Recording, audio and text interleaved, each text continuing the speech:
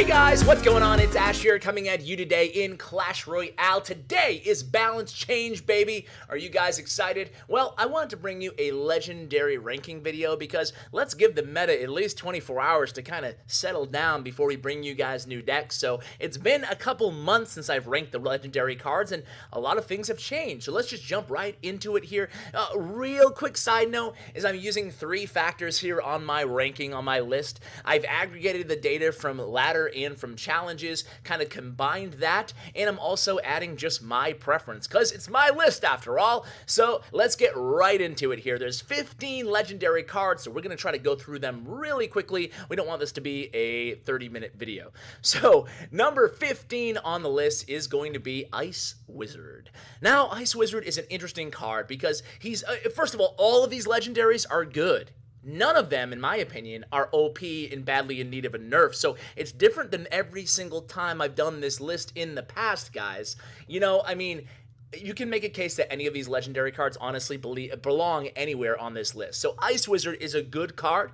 He's used in a variety of different decks. Just the win rates and the use rates are still low, and they still linger behind all of the other legendary cards. That's why Ice Wizard, I still think, could maybe stand from a small buff to his damage. He's going to be number 15 on the list. Number 14 is going to be the Mega Knight. Mega Knight still isn't as good as he once was. Well, that's an understatement. He's nowhere near as good as he once was. As a matter of fact, he's the lowest win rate on all of ladder right now. You'd think with that buff he would get some of his, what made him amazing back.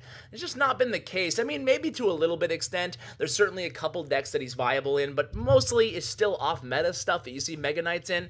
A lot of people kind of bringing out the old Mega Knight bait decks with Skeleton Barrel. It's not a meta deck right now, and while it's solid, Mega Knight's still going to be number 14 on the list. Number 13 on the list is going to be Night Witch. I love Night Witch, but she's only really in one deck, Golem, you know? And maybe she kind of peeks her head into giant decks here and there, but for the most part, she's going to be a complementary troop behind your tank in a big, heavy beatdown deck, usually Golem. Summoning those bats, tough for the opponent to deal with, and the spell damage doesn't immediately get rid of her. So while I love Night Witch, I think that she could also stand from a very small buff, very small, because we don't want to make beat down any stronger than it is, especially with a witch buff, which I'm very worried about. So number 12 on the list is going to be Magic Archer. Probably could have been, you know, arguably number 15, 14, 13 too. A Magic Archer is an interesting card.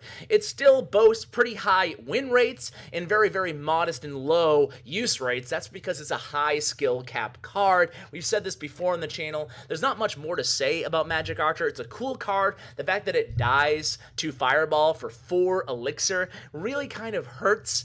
So Magic Archer, high skill cap, placement on the Magic Archer is absolutely key. I'm not sure that he should be buffed just because of how many pros, how many good players, heck, some of you guys probably have success with him, but either way, he's going to make number 12 on the list. Number 11 on my list is going to be the Princess.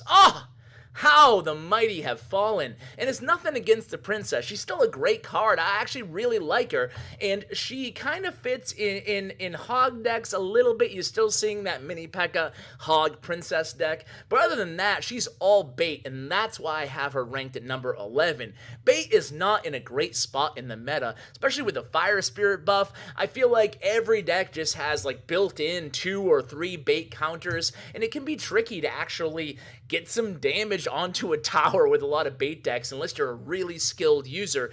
Bait's just not in a great spot in the meta, and because of that, the queen of bait decks, the Princess, that doesn't make sense, did it? The Princess is going to be ranked number 11. Number 10 is going to be a win condition. It's the Lava Hound. Now, Lava Hound and Graveyard, actually, were both very tough because Lava Hound does great on ladder, doesn't do so well at tournament level standard, and Graveyard is the opposite. Does really well at tournament level standard, does really crappy on ladder. So I'm going to place them back to back here at number 9 and 10. So let's talk about Lava Hound first. Lava Hound, I do think that the pups, not the Lava Hound, but the pups might be able to benefit from a very small buff, maybe a HP or maybe a very small damage buff to the pups, just to make it a little bit more viable for everybody not named Botcham.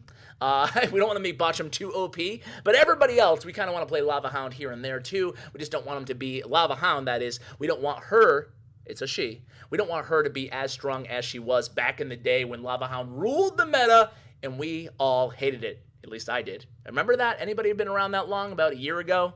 A year and a half ago, when Lava Loon was just the most hated archetype by far. We don't want that again, but a small buff might be good. Number 9, Graveyard again, guys. Graveyard is the number 1 deck, or number 1 legendary card, excuse me, at tournament level standard, but still small use rates at tournament level standard, and that tells me that the people who play Graveyard really know what they're doing, and the rest of us, well, we're just waiting for poison not to counter it anymore. The truth is Graveyard is actually a good card, but you do need that poison bait in the deck that you're going to play Graveyard in, because otherwise, if you go up against somebody with poison, you're kind of screwed as a Graveyard player. Because of that, we're going to keep it kind of in the middle of the pack here at number 9. Number 8 is going to be Lumberjack. Lumberjack's interesting. It was number 12, number 10, and now number 8 on today's rankings. He's moving up because he's being used in more deck archetypes. And the versatility is something that I factor in here for the list. How many decks are they viable in? How many decks do they do well in? There's the Hog Lumberjack deck. There's the Golem Lumberjack deck. There's the Balloon Lumberjack deck. There's quite a few Lumberjack decks out there, even Giant Lumberjack, even Bridge Spam Lumberjack, which I shared yesterday. So Lumberjack's going to be 8 on the list. Solid card. Number 7 is going to be Bandit. Bandit, surprisingly to me, Bandit's not my favorite card in the meta right now, but the win rates would say otherwise. She's number 3 at tournament level standard. She's number 5, I believe, on ladder, 5 or 6. So very high win rates, and I can't argue the stats here, so I'm going to put Bandit at number 7. Number 6 is going to be Electro Wizard. Electro Wizard used to be dominant, used to be number 1 on the list every single time that I did it, but he's fallen off a little bit. His win rates are, his use rates are from like 10 to 12 to 13%, both on ladder and in tournaments. He's just not used as much anymore. There's more cards that enter the game, such as Zappies, that also have that that reset ability that the Ewiz used to be very unique, other than the Zap spell and in Lightning spell. So I'm going to go ahead and rank him still a very healthy 6, but just not as good as he used to be, and that's probably a good thing because he was dominant. Number 5, you guys might be asking, wait, he's got to top 5 and no Sparky? Wow. Sparky is number 5, and she's been last on the list. She's been close to last on the list. She's never been this high, but you know what, guys? Again, the proof is in the pudding here. Sparky is number 5 in win rates, or number 4 in win rates on ladder. Incredible. She's really good with Giant. She's really good with bait decks, with Zap bait decks, and she can be very difficult to answer because big spells other than Rocket, which is not popular in the meta, don't kill her. You know, she's very hard to deal with. So Sparky is Viva la Sparky. She's doing really good, guys. If you haven't played Sparky in a while and you're not a Sparky believer, you think she's a trash can on wheels, don't say that. I'll ban you from the channel. I'll ban you from the comments. Do not say it. Well, you know what? Give her a try, guys. I think you'll become a believer as well. And I have some good Sparky decks on the way for you guys soon, maybe this week.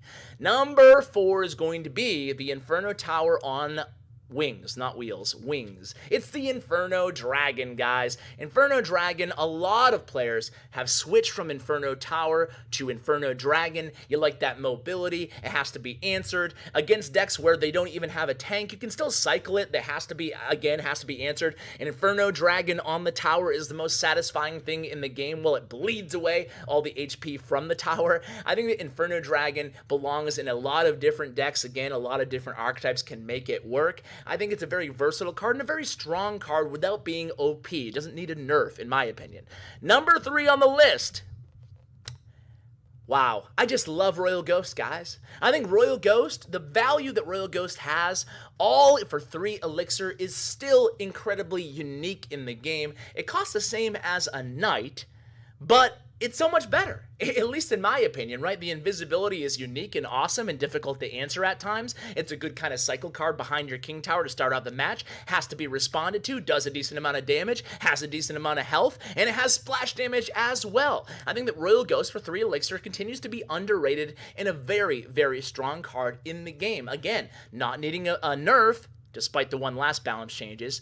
It doesn't need a nerf, in my opinion. I think it's just a really great card. What about you guys? Do you disagree on Royal Ghost? How do you feel about Royal Ghost? I think that some people love Royal Ghost. Some people are like, meh, average, whatever, middle of the pack. For me, I love it. Number 2 on the list is going to be Miner. Miner's been number 1 for the last 2 or 3 legendary ranking videos I did, maybe even more than that. Miner is a really strong card, but I moved him to number 2 today because I don't know. I don't know. That's a great reasoning, Ash. Go ahead and finish the video there because you can't get any better than that. I moved him to number 2 because I feel like the log is just a little bit better right now. The minor use rates are still incredible, but the win rates are dropping. Now, part of that is just because he's used so much. He is used at like 26, 27% use rate, which is insane at tournament level standard. And on ladder, it's pretty healthy too, over 15%. No other troop legendary is anywhere close. That has to speak to his versatility and just how he fits into a lot of different decks. Again, giant decks, of course, minor even fits into bait decks, and minor goes into every minor control deck or minor poison deck or minor Three Musketeer deck. He's just used in a lot of different decks, and there's no card like it. He can get right to the tower. Minor is an amazing card. Probably could have put it number 1, but today I'm going to switch it up, put him number 2. And I don't think he needs a nerf either. I don't think any of these cards need a nerf. Number 1 on the list is the log. The log is so unique and so unsexy. Like the log, a 2 elixir card that you just throw down the lane and it's a spell, right? It's not the coolest legendary card, but it's definitely the best in my opinion. Log fits in like every deck. It's a spell, right? And there's no other, well, I guess Graveyard is a legendary spell, but there's no other legendary spell quite like it. It's still just the best legendary card in my opinion, and I can't make a case to put minor over log. If I had to choose one card in like a draft as the first card, I'd still take log over minor even though it's not a win condition. I just think it answers so many problems. You know, that's what keeps bait decks in check. Even with Giant Snowball, I still think log is the best legendary card. I think the Giant Snowball maybe landed a little bit soft. So guys, what do you think? Let me know in the comments. What are your top maybe 1, 2, 3 legendaries, and what are your worst 1, 2, 3 legendary cards? I really can't wait to hear your opinions on this one. This was a very tough list to make this time, guys. So again, I can't wait to read your feedback and see what cards that you put there, and maybe even give some reasoning as to why I'm wrong. So guys, huge shout out to Bren Chung, my YouTube partner. Check out his information in the description below. Thank you so much for watching, and as always, take care, guys.